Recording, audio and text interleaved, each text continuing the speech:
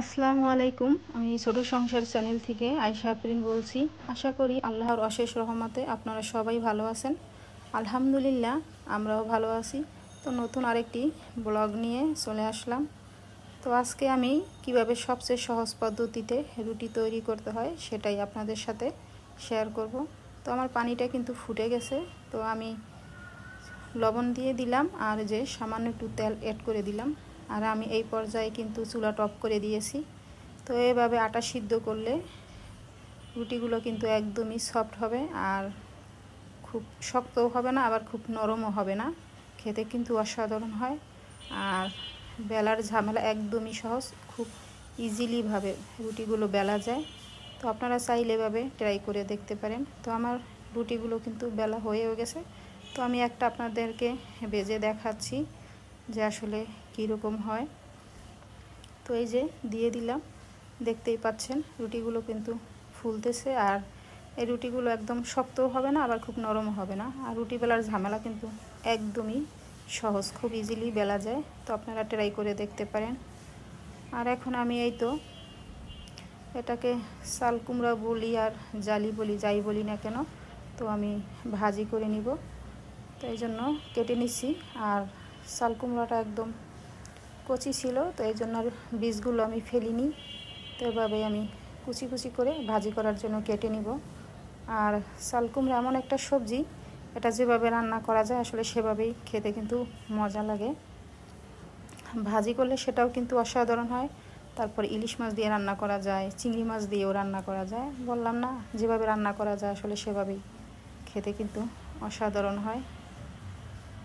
তো আমার ভিডিওটা যদি আপনাদের কাছে একটু ভালো লেগে থাকে তাহলে একটি লাইক দিয়ে দিবেন, চাইলে সাবস্ক্রাইব করে পাশে থাকতে পারেন। আর আমার যারা নতুন বন্ধু আছেন, আমাকে সাপোর্ট করে আমার পাশে আছেন, তারা আমার কমিউনিটিতে একটি লেটার রেখে যাবেন। তো এই তো এদিকে আমার সবজিগুলো কাটাও হয়ে যাচ্ছে এদিকে। আর চাল কুমড়োর মুরব্বা খেতে কিন্তু ভীষণ মজা লাগে। তারা প্রতিদিন কিন্তু একটা সবজি দিয়ে খেতে ভালোও লাগে না, মাঝে মাঝে একটু ভিন্ন ভিন্ন সবজি ট্রাই করলে সেটা কিন্তু ভালো লাগে। এই যে এখন আমার ছেলে মেয়ে কিন্তু খুব একটা সবজি খেতে চায় না, তো ওদের এইভাবে রুটির সাথে দিলে সেটা ওরা খায়। তো আসলে আমরাও কিন্তু একটা সময় হয়তো বা এরকম ছিলাম। তো এখন সবজি ছাড়া যেন আমাদের চলেই না, সবজি তো লাগবেই। তো এরকম হয় আসলে, সময়ের সাথে সাথে মানুষের সব কিছুরই একটা চেঞ্জ হয়, রুচির চেঞ্জ হয়, খাবার দাবারের চেঞ্জ হয়। তো এই যে বলতে বলতে আমার ভাজিগুলো প্রায় কাটা হয়ে যাচ্ছে। তো এরপর আমি কেটে ধুয়ে তারপর আমি বসিয়ে দিব চুলায়। অনেকগুলো ভাজি তো এই জন্য একটু বেশ সময় লাগছে কাটতে। তো যাই হোক, হয়ে গেছে আমার ভাজিটা কাটা। তো এখন আমি এই যে পেঁয়াজটা ভেজে নিচ্ছি, এরপরে ভাজিটা দিয়ে দিব। আর সামান্য একটু হলুদ দিয়ে দিব আর লবণটা দিয়ে তারপর কিছুক্ষণ ঢেকে রাখবো। তো একদম মাখা মাখা থাকবে, যাতে কোনো রকম ঝোল না থাকে, তাহলে কিন্তু আবার খেতে ভালো লাগবে না। তো এই যে আমি কিছুক্ষণ রাখলাম ঢেকে। তো হয়ে গেছে প্রায় ভাজিটা। এই যে ভাজি, আর এই ভাজিটা কিন্তু একদম সহজ, বেশি দরকার হয় না, খুব সহজেই হয়ে যায়। আর এই যে এখন আমি আসলাম মাছ বাজারে। তো ইলিশ মাছের দামটা একটু দেখার জন্যই আসলাম, একটু যাচাই বাছাই করে যাব আসলে কীরকম কী দাম। আমি ভাবছি কিছু ইলিশ মাছ একসাথে কিনবো, তো সেই জন্য একটু দাম দেখতে আসি। তো এখানে যে এই মাছগুলো একটা একটু বড় সাইজ আর একটা একটু ছোট। তো যেটা ছোট ওইটা 1200 করে বলতেছে, আর যেটা একটু বড় ওইটা আবার 1400 করে বলতেছে। তো এই ফাঁকে আমি কিছু সবজিও কিনে নিলাম। আর এখন আমি চলে যাচ্ছি সুপার শপে কিছু গ্রোসারি আইটেম কেনার জন্য। তো ভাবলাম যেহেতু বের হয়েছি তাহলে একসাথে সব কাজগুলোই সেরে নেই, এতে সুবিধা হবে, বারবার আর বের হতে হবে না।